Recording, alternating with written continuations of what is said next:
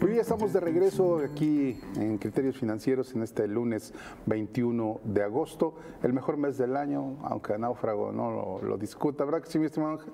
El mejor mes donde nacen los inteligentes y guapos. Muy bien, Eric Guajardo, buenos días, bienvenido, qué bueno que estás con nosotros, gracias por aceptar esta invitación y obsequiarnos de tu tiempo. Muchísimas gracias a ustedes por la invitación, estoy a sus órdenes. Gracias. Eric Guajardo Mejía es coordinador contencioso del despacho AG&M Corporate Service, firma legal con sede en Saltillo y presencia en las principales ciudades de México. Él es uno de los actores principales o el actor principal en la situación de la empresa BU que estuvo en Piedras Negras. Ahora sí hablemos en pasado porque ya no va a estar, ya se va. Y esto gracias también a las posturas radicales del sindicato que tuvo. Y ahorita hablábamos de lo de Yasaki, una nota que le dimos hace unos minutos. También hay situaciones interesantes. Y antes de Texid también, esta empresa instalada en Monclova, antes de origen italiano, después la vendieron y se convirtió en otro origen. Y bueno, hay una situación interesante. Eric, buenos días y platicar contigo sobre esta situación de la compañía BU. ¿Cómo se dio su proceso? ¿Cómo se llegó a esta situación en la que está ya la compañía y toma una decisión radical? Nos vamos a México. ¿Qué tal? Muy buenos días, saludos a todo el auditorio. Originalmente hubo una primera reclamación por parte de determinados trabajadores que accedieron al apartado, al anexo 23 del TEMEC, haciendo una reclamación de la libre asociación que no se venía dando. Hay que ser muy puntuales. La empresa no contaba con un contrato colectivo, pero determinadas prestaciones eran otorgadas de facto. Tras esa reclamación, obtienen ahora en el nuevo modelo laboral una constancia de mayoría, de representación mayoritaria para ser precisos, y 6 meses después, porque estamos hablando que es a mitades del año pasado, nos emplazan a huelga, llevamos un proceso, se determina por parte de la autoridad judicial en Piedras Negras archivar el expediente y todavía estamos ahí dirimiendo. Desafortunadamente nos encontramos con N número de prácticas y siendo muy puntuales de terrorismo laboral.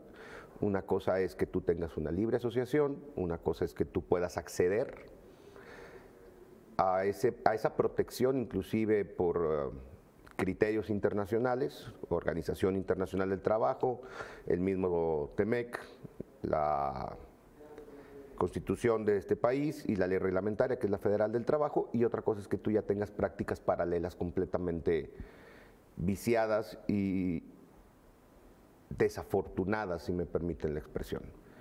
Esto trajo como consecuencia la cancelación de muchísimas, por no decir que de la totalidad, de órdenes de compra por parte de clientes, lo que ha determinado en que tengamos un cierre parcial, mayoritario hoy en día, y con N número de problemas que desafortunadamente hacen que la empresa ya no pueda tener vida.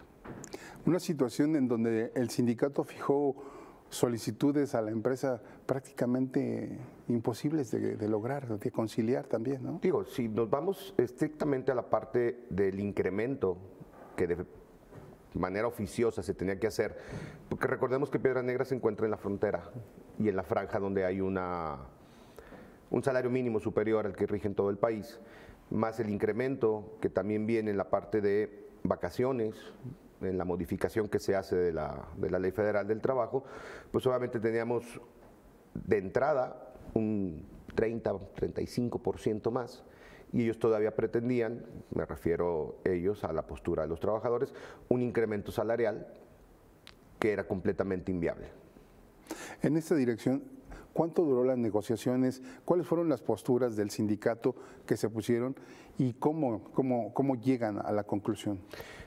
Empezamos el proceso en el Centro Federal de Conciliación y Registro Laboral en la Ciudad de México y estuvimos negociando alrededor de 40 días, 50 días, todo el mes de enero desde que hay el emplazamiento. Hay una primera instancia federal en donde se empezó a dirimir el conflicto propiamente. Se hicieron valer determinados argumentos por parte de la empresa y de esta firma legal en la que honrosamente participo y que patrocinamos el litigio, y se declina la competencia federal para hacerla local. Ahora ya es un juez en Piedras Negras quien está o quien estuvo dirimiendo el conflicto, pero siempre tuvimos una postura de apertura al diálogo. Los representantes legales de la Liga Sindical Obrera Mexicana pudimos encontrar gran parte de puntos de acuerdo. El tema era el tabulador. Ahí a final de cuentas nunca nos pudimos poner de acuerdo. Y después, pues bueno, cuando se vinieron presentando todas las prácticas de terrorismo sindical, volvieron inviable un acuerdo real. ¿Cuáles fueron las prácticas de terrorismo sindical que se pusieron en práctica? Sumamente agresivos comunicados por parte de una liga fronteriza, un grupo libertario, si me dan a conocer esa parte, y comunicados reales, contundentes, documentados hacia los clientes de la empresa, en donde de manera calumniosa fijaban posturas que no tenían ni validez y mucho menos argumentos, porque no hay al día de hoy una autoridad que haya determinado que como empresa, que como empleadores, se hayan violentado derechos de los trabajadores. En esa dirección, ¿cuándo se decide? Ya nos seguimos. El tiempo nos vino comiendo en cuanto a las negociaciones y no es tanto que no hayamos decidido, al día de hoy seguimos estando abiertos a platicar con ellos. Hay un constante diálogo con los abogados de la Liga Sindical, pero el punto álgido de todo el conflicto en Piedras Negras se determina en función de que la mayoría de los trabajadores acuden al tribunal laboral y determinan, siendo dueños o siendo titulares de los derechos colectivos, no ejercer su derecho a huelga, y ahí es donde concluye el expediente. Ahí es donde también nosotros concluimos formalmente las negociaciones con ellos. Se cierra parcialmente EBU. ¿Cuántos empleos se pierden? Estamos hablando de una plantilla de 380 a 400 empleados en totalidad. Hoy en día ya no tenemos absolutamente nadie, no hay ni siquiera personal administrativo dentro de la planta. Se fueron, cerraron. Sí, estamos en proceso para ver acreedores, proveedores y trabajadores. Hay un colapso financiero real. Estamos en esa parte del análisis para poder cumplir con los compromisos que se hicieron y desafortunadamente es una fuente de empleo que se pierde. Y esto es atribuido directamente a las posturas sindicales, ¿no? Gran parte del detonante son evidentemente las posturas sindicales, pero también el entorno, la parcialidad de muchos factores que también tienen injerencia, pero sí evidentemente la huelga y el procedimiento colectivo tiene que ver determinantemente en la cierre de la planta. Ahora, ¿qué tanta facilidad o desafíos representaron las autoridades federales en este litigio, en esta situación?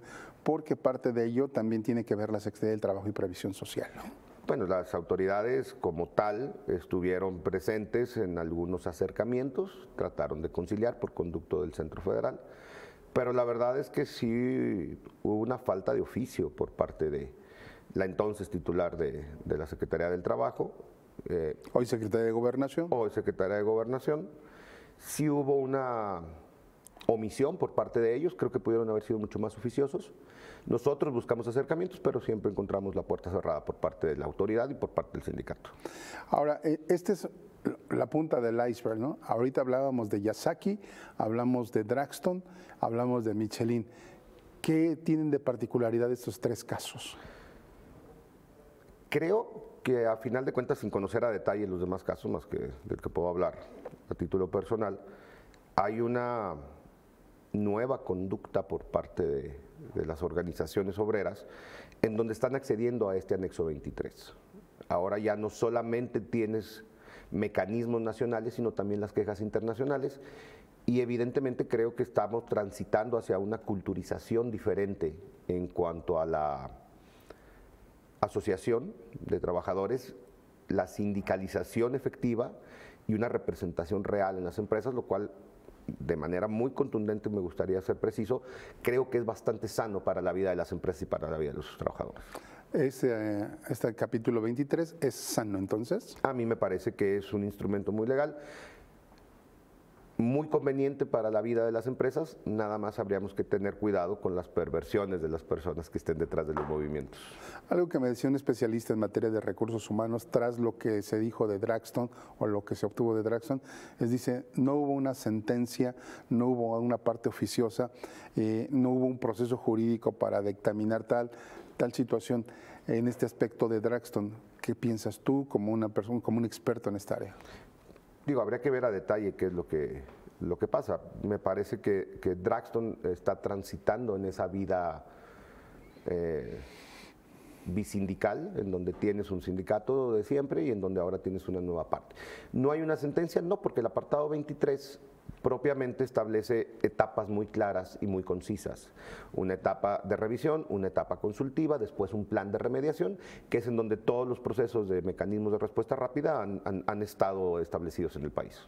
En esta situación, y tú que consideras que es favorable, ¿cómo proyectas el futuro en el corto plazo con este apartado 23, bajo este nuevo esquema en donde Coahuila apenas está incorporándose? Bueno, como país estamos empezando a incorporarnos. Creo que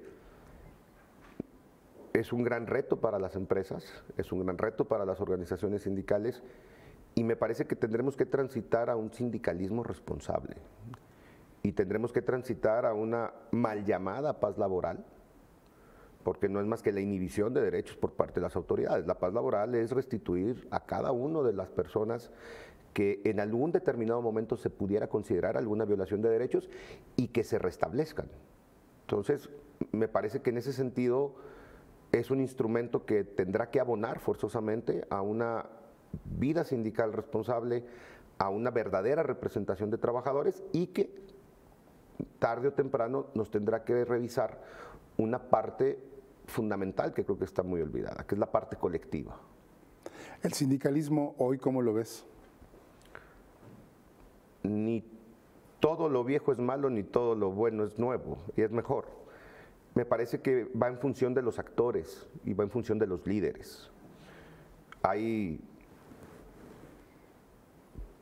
representantes de trabajadores que efectivamente son líderes, van convergiendo hacia una postura diferente y accediendo a todos estos nuevos mecanismos. Y obviamente hay quien se ha quedado en el pasado y que buscan solamente tener un usufructo sindical más que una vida de representación real. Muy bien, Eric, pues muchísimas gracias por esta entrevista, gracias por ponernos en claro lo que está pasando en aspectos laborales y la situación de BU, que es lamentable. Te agradezco mucho este tiempo. Gracias a ti, Javier, gracias a todo el auditorio, que tenga muy buen día. Bueno, ya son las 6 de la mañana con 55 minutos, le agradecemos a usted el favor de su atención, gracias por estar con nosotros, le deseo que tenga una extraordinaria semana. Ya está aquí Karen Avendaño, listísima para mantenerle informado de todo lo que está aconteciendo en México, el mundo y por supuesto en el Estado. Le deseo que tenga un extraordinario lunes. Dios le bendice. Hasta luego.